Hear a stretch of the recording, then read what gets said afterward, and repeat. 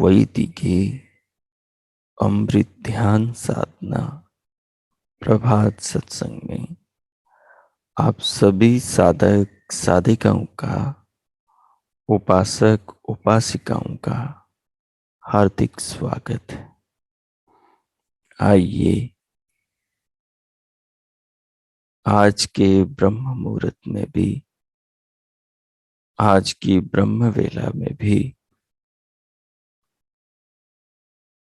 पूर्व की भांति उन महान प्रभु सर्वशक्तिमान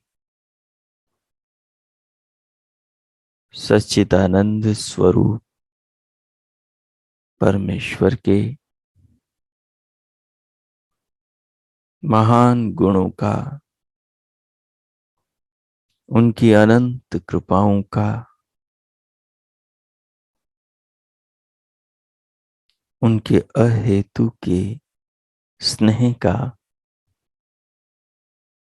और सर्वत्र विश्व में फैली उनकी अनंत महिमाओं का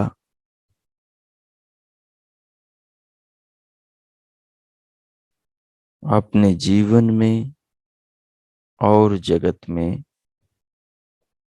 संसार में और शरीर में अनुभव करते हुए, विचारते हुए उन महान प्रभु के प्रति अपने हृदय में, आत्मा में, अंतःकरण में सच्ची श्रद्धा, आस्था के भाव जगाएं और पावन प्रभु के प्रति इन भावों का अर्पण समर्पण करते हुए अपने हृदय को, अपने आत्मा को पावन करें, अपने अंतःकरण को शुद्ध करें, आध्यात्मिक करें, प्रभु के पावन भावों से भरें, चित्त को सुसंस्कारित करें। जीवन प्रभु की अनमोल देन है। जीवन में जो भी कुछ हमें मिला है, हमारी आत्मा के अतिरिक्त उपभोक्ता भोक्ता जीवात्मा के अतिरिक्त जो भी संसार में सुलभ हैं, जो भी विश्व में हमें प्राप्त है, जो भी देह के द्वारा हमें दिखाई देता है, जो भी नेत्रों के द्वारा हमें दृष्टिगोचर होता है, श्रोत्रों के द्वारा सुनाई देता है, घ्राण के द्वारा सूंघने में आता है, रसना के द्वारा चखने में आता है, पैरों के द्वारा मापने में आता है, हाथों के द्वारा निर्माण में आता है और इंद्रियों के, मन के, बुद्धि के, अंतःकरण के द्वारा आत्मा के ज्ञान में आने वाला संसार है, शरीर है, शरीर के भीतर के अवयव अंग प्रत्यंग हैं, शरीर को धारण करने वाले, शरीर का निर्वाह करने वाले तमाम भगवान द्वारा निर्मित खाद्य पेय पदार्थ हैं। संसार में जो भी प्राणी हैं, इन सब की रचना, इन सब का निर्माण, इन सब का धारण, इन सब का पोषण, इन सब को गति विधाता सच्चिदानंद प्रभु परमात्मा दे रहे हैं। भगवान के इन महान भावों से हमें अपने हृदय को, मनोमस्तिष्क को भर लेना है और इन भावों को अपने भीतर रखते हुए अपने चित्त को इन भावों से संस्कारित करना है। प्रभु सर्वज्ञ हैं, वे सर्वशक्तिमान हैं, वे सब कुछ के दृष्टा हैं, वो सब कुछ के अनुभविता हैं। विश्वम शृणोति, वो सारे विश्व को सुनते हैं, जर्रे जर्रे को, कण कण को सुनते हैं। वे सर्वव्यापक हैं, वो कण कण में विद्यमान हैं। उसने सबको अपने अंदर व्याप्त कर रखा है। संपूर्ण विशाल विश्व, पूरे ब्रह्मांड की सारी शक्तियां उन्हीं के नियमों, उन्हीं की व्यवस्थाओं में, उनके अधीनस्थ, उन्हीं के द्वारा संचालित होती हैं। चाहे वो सूर्य शक्ति हो, चाहे वो चंद्र शक्ति हो, चाहे वो बुध, बृहस्पति, शुक्र, शनि और वरुण की शक्ति हो, पूरे सौर परिवार की शक्ति हो, सारे सौर परिवार के सदस्यों को, घटकों को अपनी अपनी परिधि में चलाने की, घुमाने की, एक दूसरे के आकर्षण बल से बांधे रखने वाली शक्ति हो, दूरी बनाए रखने वाली शक्ति हो, चाहे पृथ्वी शक्ति हो, पृथ्वी के भीतर नाना वस्तुओं का भिन्न भिन्न निर्माण करने वाली भिन्न भिन्न शक्तियां हो, जल को बनाने वाली शक्ति हो, सागर के खारे जल को मीठा करने वाली शक्ति हो,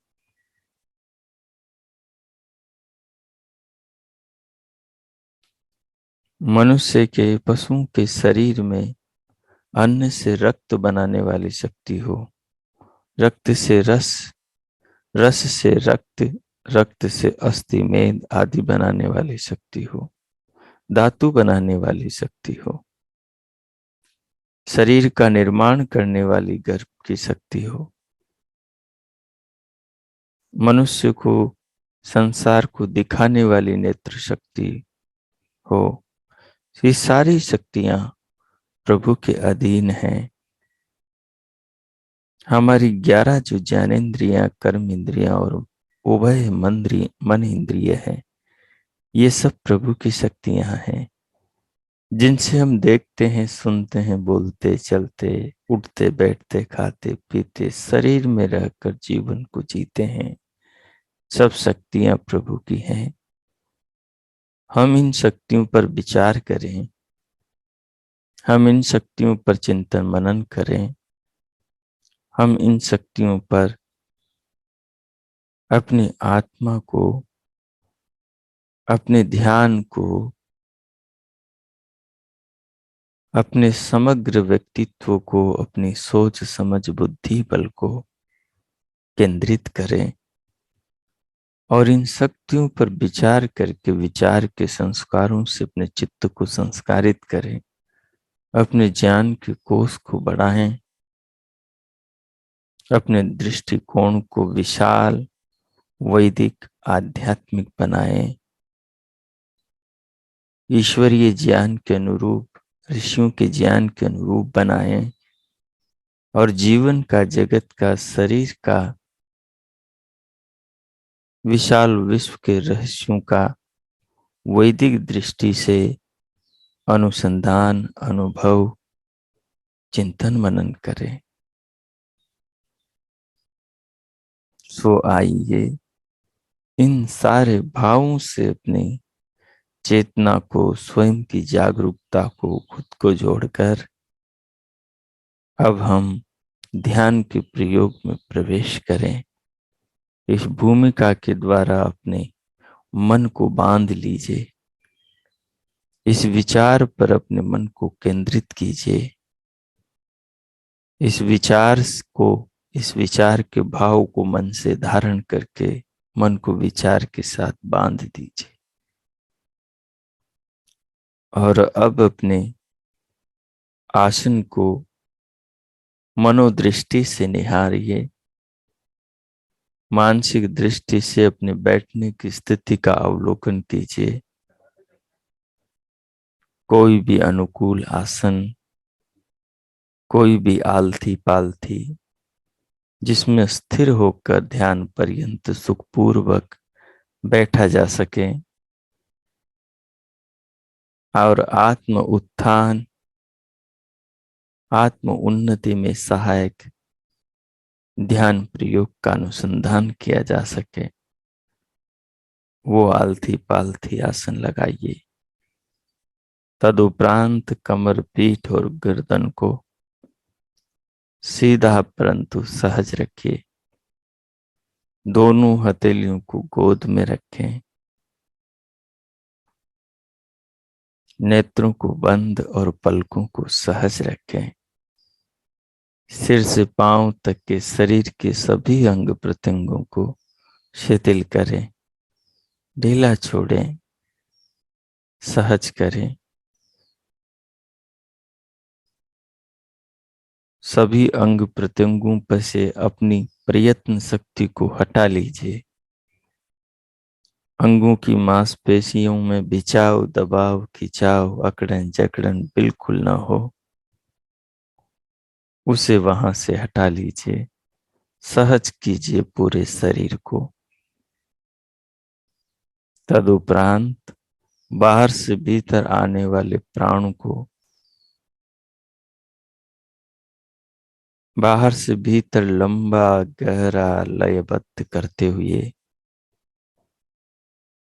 प्रसन्नता के साथ मन को दोनों नथुनों के अंदर भीतर फैलाकर धीरे धीरे श्वास को प्राण को लीजिए। शांत चित्त होकर, एक मना होकर बाहर से भीतर आने वाले इस वायु को, प्राणों को, जीवनी शक्ति को, देह के जीवन रूपी दीपक के ईंधन को अनुभव कीजिए। यही परमात्मा का प्रेम है और यही प्राणी के प्राणों का प्राण है। शरीर में जो 10 प्राण हैं, वो 10 प्राण इसी बाहर के वायु से देह के भीतर सर्वत्र काम करते हैं। ये 10 प्राणों का प्राण है जो बाहर की हवा है, जो इसमें प्राण शक्ति आ रही है। और इन सब प्राणों का प्राण परमात्मा है जो इन्हें बना रहा है।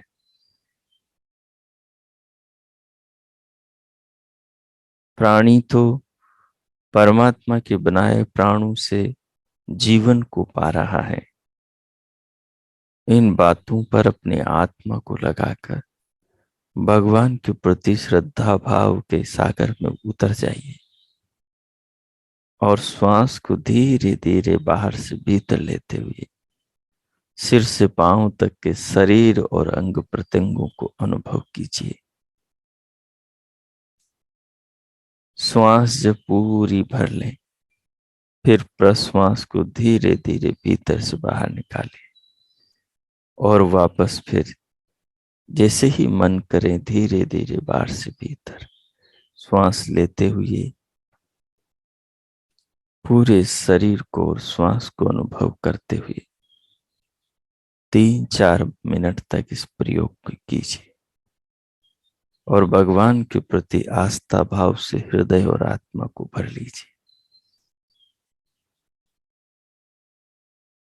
जैसे ही चित्त मन एकाग्र चित्त हो धीरे धीरे दिव्य नाद को सुनिए और दिव्य प्रकाश को देखिए और ये पूरा प्रयोग करते रहिए। मैं मौन होता हूं, 4-5 मिनट ये प्रयोग करें आप। ओ कीजिए।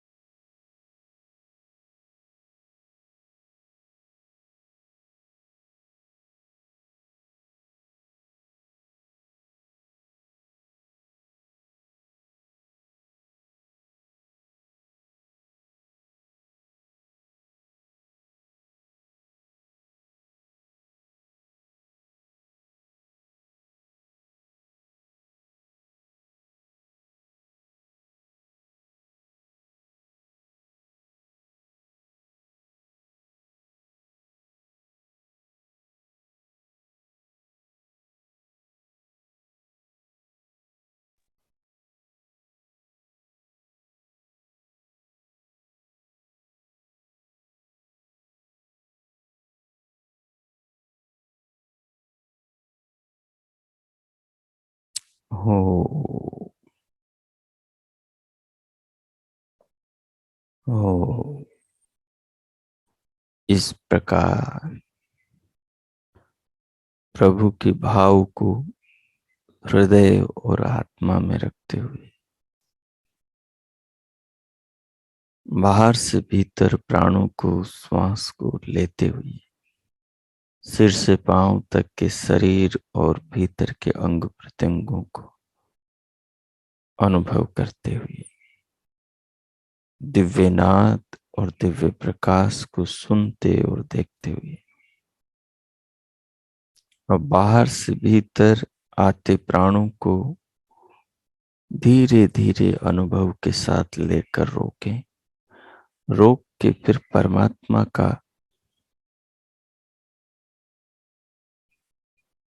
मानसिक रूप से निज नाम का जप करें। ओम नाम का मानस जप करें। एक बार जप करें और जप के बाद में फिर दोबारा शांत होकर स्वयं को, शरीर को, सबको अनुभव करें।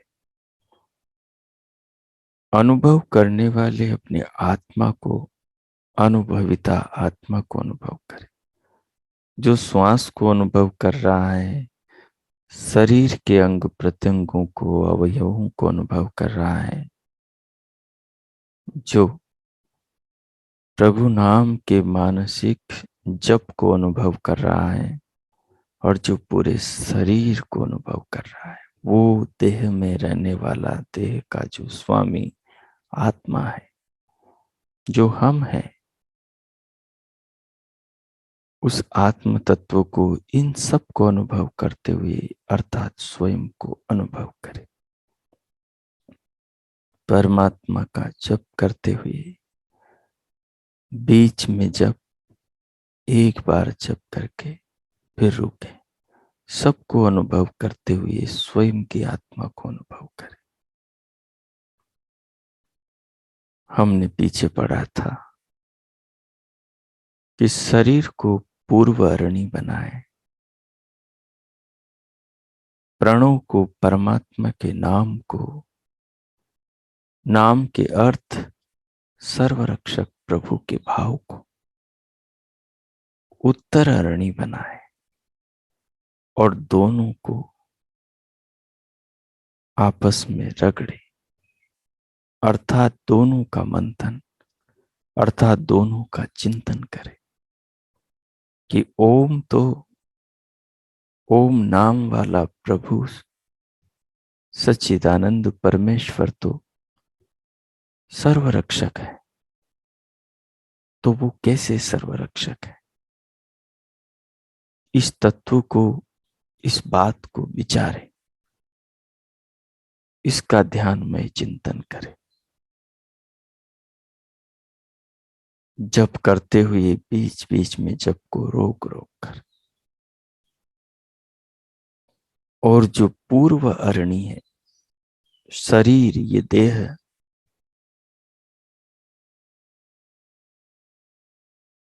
जिसको ऋषियों ने, महर्षियों ने, शास्त्रों ने, संतों ने, महात्माओं ने दुर्लभ देह कहा, दुर्लभ मानव जीवन कहा, संसार से, भवसागर से पार करने वाली, तारने वाली नौका कहा है, जिसे उपनिषदों ने आत्मा का रथ कहा है, जिस पर चढ़कर ये आत्मा मृत्यु लोक से अमर लोक को जाता है, जन्म मरण के बंधनों से नष्ट करके अमर पद परमानंद को प्राप्त करता है। जिस रथ पर बैठकर ये संसार के समस्त विषयों पर विजय प्राप्त करता है, वेदों को पढ़कर ज्ञानी, विद्वान, ऋषि, तपस्वी, महान आत्मा बनता है, विशाल विश्व के गुह्य रहस्यों को जानकर जगत के निर्माता, विधाता के स्वरूप को जानता है, जन्म मरण के बंधनों से अत्यंत रूप से मुक्त हो जाता है। ऐसी ये देह है मानो काया शरीर है। इस पूर्व अरणी का चिंतन करें और उत्तर अरणी के साथ इसको जोड़ें। सर्वरक्षक प्रभु के भाव के साथ इसे जोड़ें। इस शरीर की रक्षा तो प्रभु ही कर रहे हैं। इस शरीर को तो प्रभु ने बनाया है। इस शरीर का पालन तो प्रभु ही कर रहे हैं। इस शरीर को अपने शक्तियों से प्रभु ही तो जीवन दे रहे हैं। आत्मा तो प्रभु के द्वारा बनाए शरीर में, प्रभु की व्यवस्था से संचालित इस शरीर में, प्रभु के द्वारा पालित इस शरीर में बैठा, शरीर में जो प्रभु ने व्यवस्थाएं की, उन व्यवस्थाओं के द्वारा संसार में जी रहा है। तो प्रभु ही तो शरीर की रक्षा कर रहे हैं। प्राणों से, अन्नों से, खाद्य पेय पदार्थों से, ऋतुओं से, धरती से, आकाश से, सूर्य से, जल से, अग्नि से, वायु से, वृक्ष, औषधि वनस्पतियों से, खाद्य पेय पदार्थों से, सागर सरिताओं से, आकाश में उड़ते बादलों से, आकाश को छूते लंबे ताड़ वृक्षों से, हिमालय जैसे बड़े बड़े पर्वतों से, इस विशाल विश्व में, पृथ्वी के गर्भ में जितने भी पदार्थ हैं, इन सब से इस शरीर की रक्षा तो प्रभु ही कर रहे हैं। इस तत्व को विचारिए। इसी का नाम, इसी का नाम उत्तर अरणी पर, उत्तर अरणी से पूर्व अरणी को रगड़ना है। इसी को अरणी मंथन कहते हैं। आध्यात्मिक अर्थ में यही अरणी मंथन है। भौतिक अर्थ में दो लकड़ियों को रगड़ने से जो आग पैदा होती, जो आग पैदा करने वाले के मनोरथों को पूर्ण करती है, अंधेरे में प्रकाश करती है, कच्ची चीज को पकाती है, सोने को कुंदन बना देती है और सर्दी को, शीत ऋतु को दूर करती है।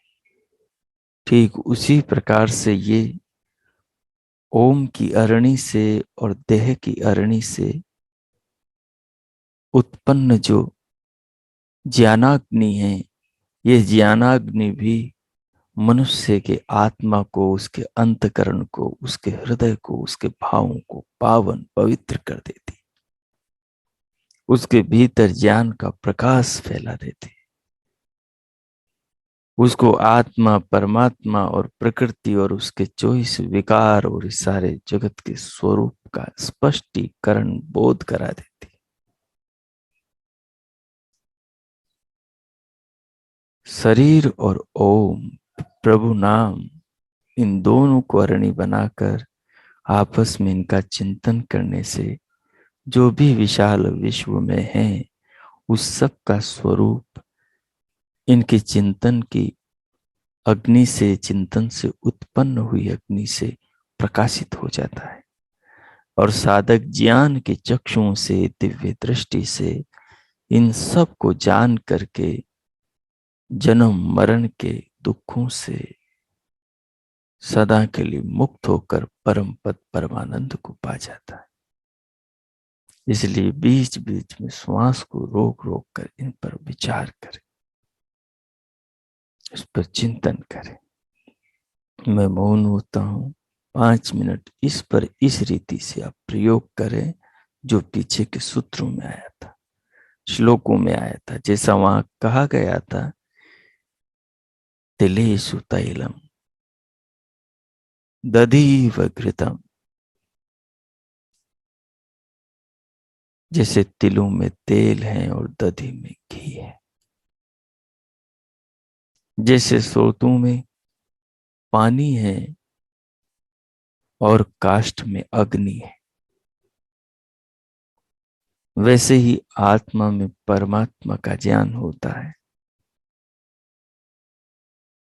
और सृष्टि के जर्रे जर्रे कण कण में उस महान विश्वात्मा विधाता भगवान सच्चिदानंद प्रभु का अनुभव होता है, साक्षात्कार होता है। जब ये ज्ञान की ज्योति अंतकरण में प्रकाश फैलाती है ज्ञान का, तो उसी ज्ञान के आलोक में सब दूध का दूध, पानी का पानी, जड़ चेतन का यथावत बोध होता है। उसी से साधक की आत्मा निहाल होती। सो उतरिए इसमें और प्रयोग कीजिए।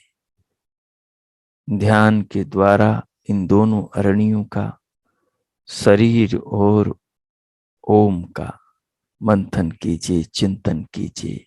इनसे उत्पन्न ज्ञानाग्नि के प्रकाश में जीवन को जानिए, समझिए। दुखों के निवारण के संस्कारों का निर्माण कीजिए।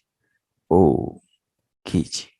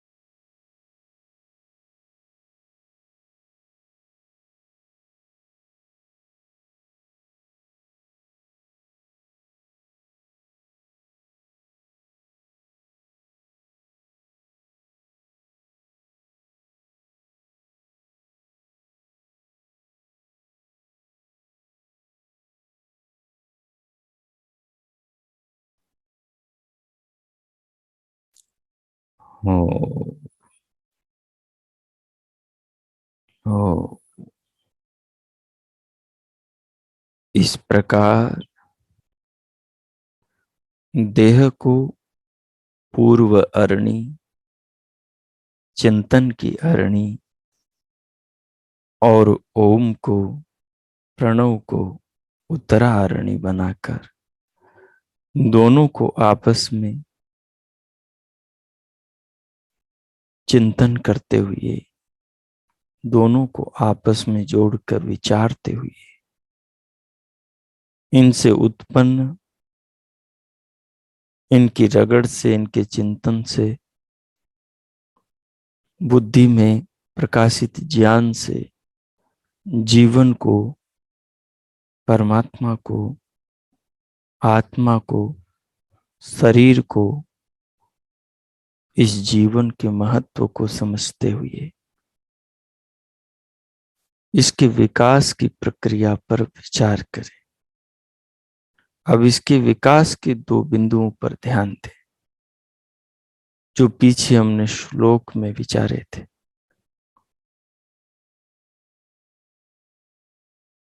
यद्यपि तिलों में तेल की भांति, दही में घृत की भांति, सोतू में जल की भांति और काष्ठ में अग्नि की भांति आत्मा में परमात्मा निहित है, संसार के कण कण में भगवान विराजमान है। लेकिन अंदर बैठे, अंदर छिपे उस अगोचर को, उस अदृश्य को, अभौतिक को, विश्वात्मा विधाता को कैसे खोजा जाता है? उसके जो बिंदु, उसके जो सूत्र हैं जो इस श्लोक में दिए हैं, उन पर विचार। सत्येन एनम तपसा यो अनुपश्यति। जो सत्य और तप को जीवन में अपनाता है वो उस परमात्मा को देख लेता है। दही में घृत की भांति, काष्ठ में अग्नि की भांति, सोतू में जल की भांति और तिलों में तेल की भांति अपनी आत्मा में परमात्मा को अनुभव कर लेता है, अपनी आत्मा से परमात्मा को जान लेता है। कौन? जो सत्य के पथ पर चलता है। असतो मां सद्गमय। जो सत्य की राह पर चलता है, जो ईमानदारी का जीवन जीता है, जो किसी प्रलोभन के चक्कर में पड़कर मिथ्या का अनुसरण नहीं करता है, जो सत्य को स्वयं को अर्पण कर देता है, सत्य को समर्पित होकर जीवन को जीता है, विधाता उसकी आत्मा में, उसके सन्मुख अपने स्वरूप को प्रकाशित कर देता है। जो इस सत्य की रक्षा के लिए कठोर तप करता है, चाहे दुनिया में सत्य बोलने में जितनी विपत्ति, जितनी बाधाएं, जितना कष्ट आए, लेकिन जो झूठ को सत्य से मिलने वाले कष्ट से बचने के लिए नहीं बोलता,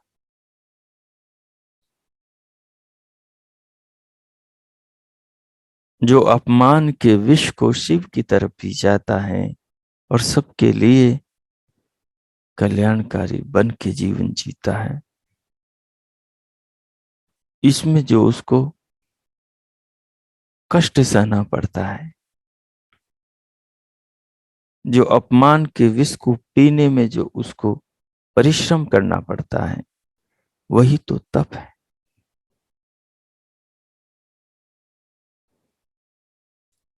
सत्य का जीवन जीने के लिए जो उसे कठिन परिश्रम जीवन निर्वाह के लिए करना पड़ता है, वही तो तप है। सत्य को जान करके मिथ्या की मान्यताओं और मिथ्या से बने सम्मान को जो मिनटों में छोड़ने की हिम्मत करके कर देता है, उसी को तो तप कहते हैं।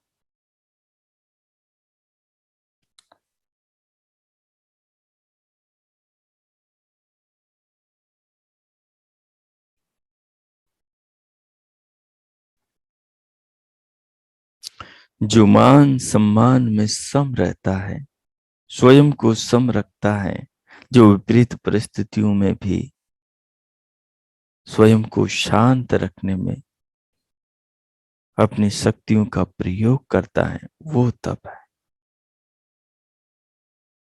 जो प्रतिकूल परिस्थितियों से सत्य के पथ पर चलता हुआ जो लड़ता है और अपने आप को सत्य के कवच को धारण करके मिथ्या से, झूठों से, लोभ, लालच, तमाम प्रकार की बुराइयों से बचाता है, वो उस परमात्मा को प्राप्त कर पाता है।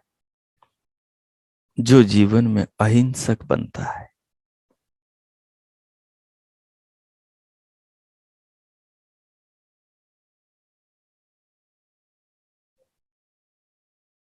क्योंकि धर्म का जो परम मूल है वो अहिंसा है। और अहिंसा को साधने वाला सबसे पहला जो सूत्र है वो सत्य है। मन से सत्य, वाणी से सत्य और जीवन से जब मनुष्य सत्य आचरण, सत्य कर्म, सत्य विचार करता है तो सत्य के प्रकाश से उसकी आत्मा प्रकाशित हो उठती है। तो सत्य के प्रकाश से उसका व्यक्तित्व चमक उठता है। तो सत्य के प्रकाश से उसका अंतःकरण प्रकाशित हो उठता है। और सत्य के प्रकाश से जो उसको बोध, जो उसको ज्ञान, जो उसको समझ आती है, उससे उसकी बुद्धि प्रज्ञावान हो जाती है। इस प्रकार सत्य को साधते हुए जो जीवन को तपाता है, उसी की बुद्धि में प्रज्ञा ऋतंबरा का जन्म होता है, जो रित से, सत्य से, पदार्थ के वास्तविक स्वरूप से भरी हुई होती है। तो तिलों में तेल की भांति, काष्ठ में अग्नि की भांति, दही में घृत की भांति, सोतों में जल की भांति, यदि आत्मा में परमात्मा को देखना है, सृष्टि के कण कण में भगवान का दर्शन करना है, यदि वो नजर, वो दृष्टि, वो ज्ञान का चक्षु चाहिए, तो सत्य को स्वयं को अर्पण करना होगा। उस सत्य को साधने के लिए पल पल तप करके अपने झूठे अभिमान को, मिथ्या अभिमान को, अहंकार को, ईगो को, तमाम प्रकार की मान्यताओं को सत्य की ज्वाला में छोड़ देने वाला। उसमें सब जब जल के राख हो जाएंगे, सब भस्म हो जाएंगे, तो फिर जो सत्य की ज्वाला से, सत्य की अग्नि से जो व्यक्तित्व निखर कर आएगा, जो जलने में तप, जो कष्ट, जो बाधाएं होंगी, उनमें जो सब कुछ जल के राख हो जाएगा, फिर जो बचेगा वो शुद्ध निर्मल चित्त, वो शुद्ध निर्मल हृदय, वो शुद्ध निर्मल अंतकरण होगा, जिसमें कलुषित सब पाप भाव, सब पीछे के मिथ्या संस्कार और सब सारी झूठी मान्यताएं, सारी अकड़न बकड़न जिसमें समाप्त हो जाएगी। फिर उस पावनतम परमात्मा को देखने की प्रज्ञा साधक को प्राप्त होगी।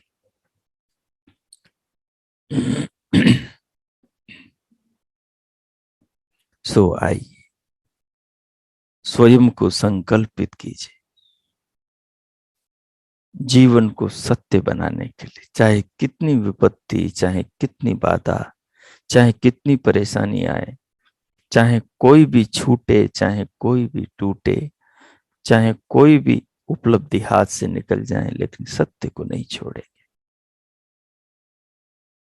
उस सत्य को बनाए रखने के लिए, सत्य पर जीवन को टिकाए रखने के लिए जो भी कठिनाई का सामना करना पड़े, उसे करेंगे इस रूप में तप और सत्य की साधना का संकल्प ले, ताकि इस जीवन में परमात्मा का प्रकाश हो और उस प्रकाश में सब कुछ साफ साफ ज्ञानाग्नि द्वारा, ज्ञान दृष्टि द्वारा, ज्ञान चक्षु द्वारा साक्षात्कार हो। अब मैं मौन होता हूं 2 मिनट। इस सारे भाव को आप अपने मानस पटल पर अंकित करें, आत्मचिंतन करें और स्वयं को संकल्पित करें और प्रभु का धन्यवाद करें। ओ कीजिए।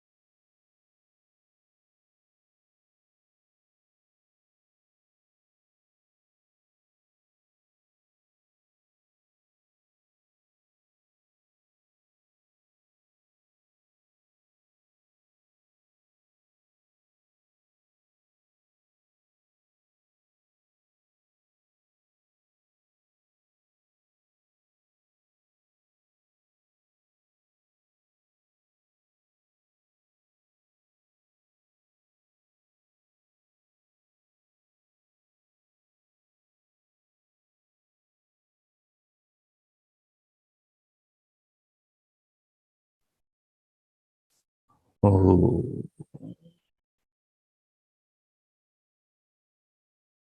इस प्रकार ध्यान द्वारा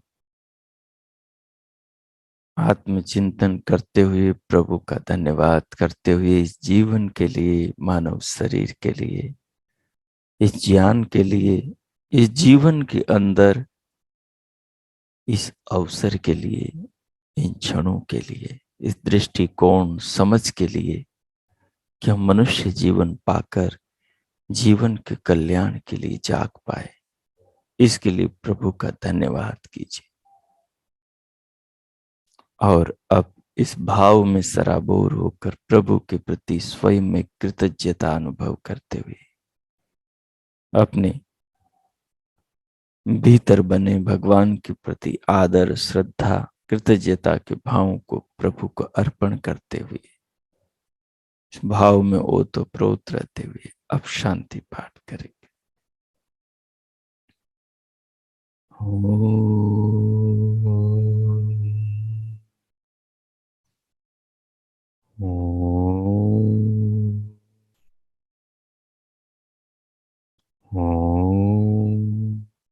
शांति शांति शांति। ओम। आज का आप सबका दिन शुभ हो, मंगलमय हो। प्रभु सबका मंगल करे। हम सब इस ज्ञान के पथ पर चलें, चलकर अपने जीवन को, स्वजनों के जीवन को, परिवार को, राष्ट्र को सुख और समृद्धि के, कल्याण और सत्य के पथ पर लेकर चले।